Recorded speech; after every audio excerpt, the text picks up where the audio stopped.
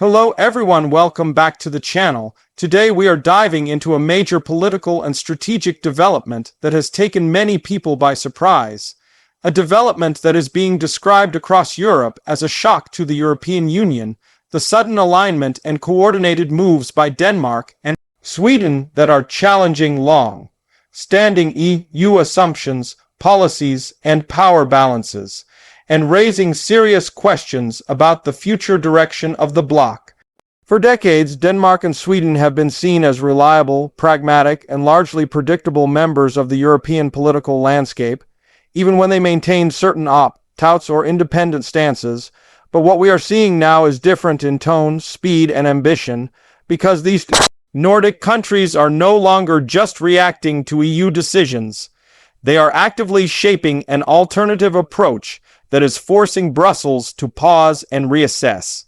At the heart of this shock is the way Denmark and Sweden have coordinated their positions on security, migration, economic control, and regional cooperation, moving almost as a single political unit, which is unusual in an EU that often struggles to find unity even among larger blocs, and this coordination has amplified their influence far beyond what their population sizes would normally allow.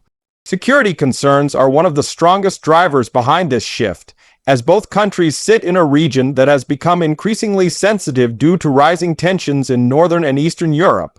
And recent years have shown them that relying solely on EU-level responses can be slow and politically constrained, so Denmark and Sweden have pushed for faster, more flexible arrangements that sometimes bypass traditional EU mechanisms. This approach has unsettled many EU officials because it suggests that smaller groups of states can create powerful frameworks outside of Brussels' control, potentially weakening the central authority of EU institutions. And if this model spreads, the EU could face a future where policy is increasingly shaped by regional alliances rather than collective consensus. Migration policy is another area where Denmark and Sweden have delivered a shock, as both countries have adopted tougher, more restrictive approaches that openly challenge the EU's more unified migration ideals, arguing that social stability, public trust, and national capacity must come before broad ideological commitments, and this argument has found quiet support in several other EU states. What makes this particularly controversial is that Denmark and Sweden are framing their policies not as anti-European, but as pro-sustainability, claiming that without firm control and realistic limits, the European project itself risks losing public legitimacy, and this reframing has made it harder for critics to dismiss them outright.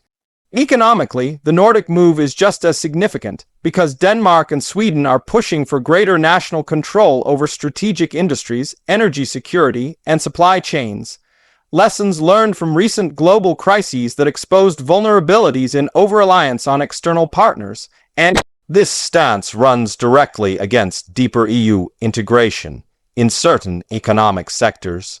By prioritizing domestic resilience and regional self-sufficiency, Denmark and Sweden are effectively questioning whether the EU traditional free, low economic model is still fit for a world defined by geopolitical competition, trade weaponization, and sudden disruptions, and this question is deeply uncomfortable for EU policymakers who built their careers around integration. Another layer of this shock comes from public opinion, as voters in both Denmark and Sweden have shown strong support for these firmer, more independent policies, which sends a powerful signal to other European leaders that resistance to Brussels is no longer politically dangerous, but potentially rewarding, especially when framed as responsible governance. This public backing matters because the EU has often relied on the idea that citizens broadly support deeper integration. But the Nordic example suggests that voters are increasingly selective, supportive of cooperation where it works, and skeptical where it feels disconnected from everyday realities. The reaction from Brussels has been cautious but clearly tense, with officials emphasizing unity and warning against fragmentation, while at the same time trying to quietly engage Denmark and Sweden to prevent further divergence. A balancing act that reveals just how sensitive the situation has become Large EU states are also watching closely, because if Denmark and Sweden succeed in pushing their agenda without facing serious consequences, it could encourage others to form similar alliances, potentially leading to a Europe of overlapping coalitions rather than a single cohesive union. France and Germany, often seen as the EU core drivers, are particularly aware of the risk, as their influence depends heavily on the EU speaking with one voice, and a stronger Nordic bloc could complicate negotiations on everything from climate policy to defense spending and economic governance. Climate policy itself is another interesting dimension, because while Denmark and Sweden remain committed to environmental goals, they are increasingly insisting on flexible timelines and national discretion, arguing that one size fits all targets ignore economic realities and technological differences between states. This nuanced position challenges the EU's centralized climate framework, not by rejecting it outright, but by demanding reform, which again puts Brussels in a difficult position, caught between maintaining authority and adapting to member state pressure. The military and defense angle cannot be ignored either, as closer Nordic defense cooperation, combined with stronger ties to external allies, raises questions about how EU defense initiatives fit into the broader security architecture, and whether EU defense autonomy is being quietly sidelined. For some EU leaders, this is the most alarming aspect, because defense has long been seen as the next frontier of integration, and if countries choose regional or external solutions instead, the EU's strategic ambitions could be significantly weakened. Supporters of the Denmark-Sweden approach argue that what we are seeing is not a crisis, but a correction, a move away from idealism toward pragmatism, and they claim that a more flexible, multi-speed Europe may actually be more resilient in the long run. Critics, however, warn that this path risks institutional confusion, unequal influence, and a loss of solidarity, particularly for smaller or less wealthy states that rely heavily on EU-level support and coordination. The debate has also reignited old questions about sovereignty, a topic many believed had been settled within the EU framework.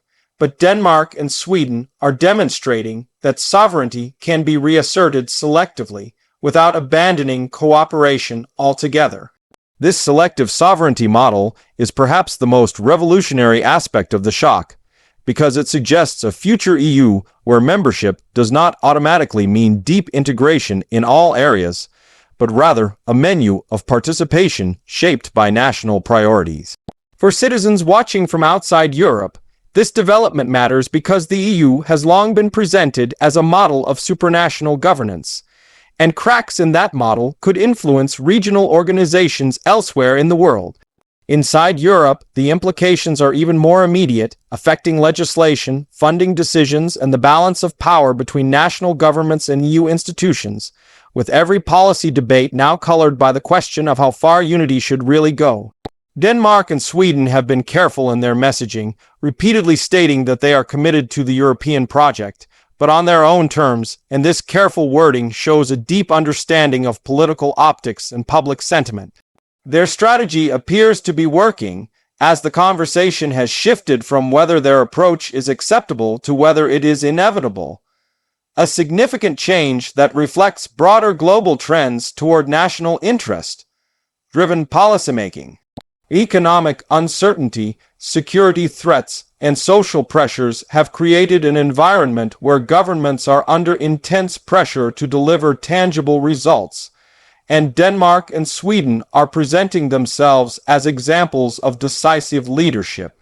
This puts the EU at a crossroads, facing a choice between enforcing stricter compliance to preserve unity or adapting its structures to accommodate more diversity in policy approaches, both options carrying serious risks. If Brussels chooses enforcement, it risks backlash and further fragmentation. But if it chooses adaptation, it risks weakening the very mechanisms that hold the Union together, a dilemma with no easy solution. The shock, therefore, is not just about two countries making bold moves, but about what those moves reveal about the current state of the EU, an organization struggling to balance ideals with realities in an increasingly unstable world. As debates continue behind closed doors and in public forums, one thing is clear: Denmark and Sweden have changed the conversation, forcing Europe to confront questions it can no longer avoid. Whether this moment will lead to reform, fragmentation, or a redefinition of European unity remains uncertain. But its impact is already being felt across policy circles, markets, and public opinion. In the coming months and years, other countries will be watching closely, weighing the costs and benefits of following a similar path. And the choices they make will shape the future of Europe in profound ways. For now, the Denmark-Sweden shock stands as a reminder that even in well-established systems, change can come quickly, driven by shifting realities and bold leadership. As always, understanding these developments is crucial, because they influence not only Europe's future, but global politics as a whole, and staying informed helps us see beyond headlines to the deeper forces at work. That is why this story matters, why it is being called a shock, and why it may be remembered as a turning point in the long and complex history of the European Union.